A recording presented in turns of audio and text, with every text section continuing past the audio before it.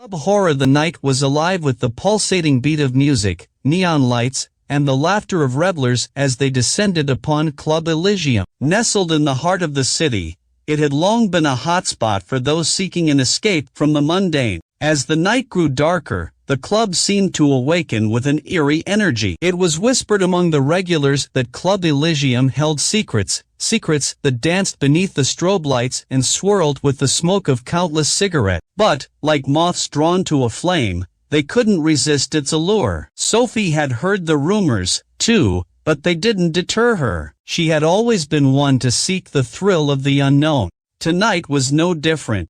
Dressed in a shimmering black dress that clung to her like a second skin, she entered the club with a sense of anticipation. The atmosphere inside was electric. The DJ, a mysterious figure hidden behind a tangle of wires and screens, spun tracks that sent tremors through the floor. The crowd pulsed and swayed in response, bodies moving in an almost hypnotic rhythm. Sophie made her way to the bar, ordering her favorite cocktail. As she sipped the drink, she scanned the room.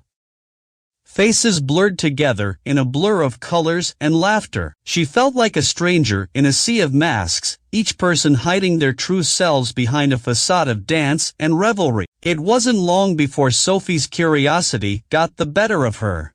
She had heard tales of the club's hidden basement, a place rumored to hold the darkest secrets. Rumors of strange occurrences, eerie whispers, and inexplicable phenomena had drawn her here. As she inquired about the basement from the bartender, his eyes flickered with a mixture of warning and intrigue. He slid a small key across the counter, a tarnished thing that seemed to hold a history of its own.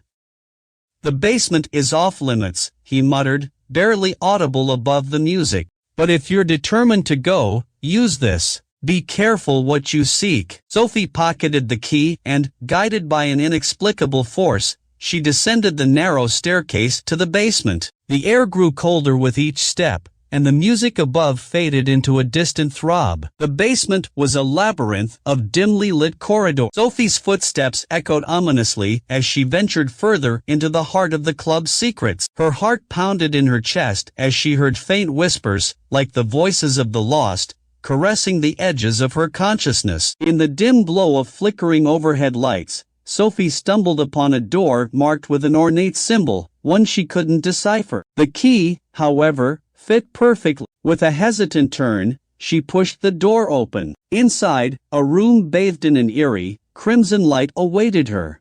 In the center of the room, an antique mirror stood, its surface marred with age and forgotten secrets.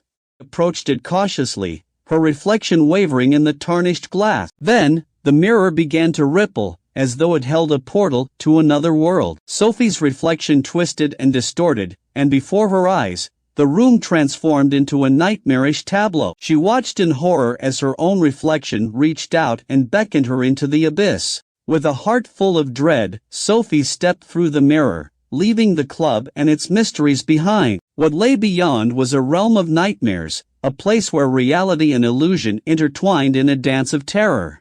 As the mirror sealed shut behind her, Sophie realized too late that she had crossed a threshold from which there might be no return. In the dark, shadowy world that stretched before her, she was but another lost soul, ensnared by the enigmatic and haunting allure of Club Elysium.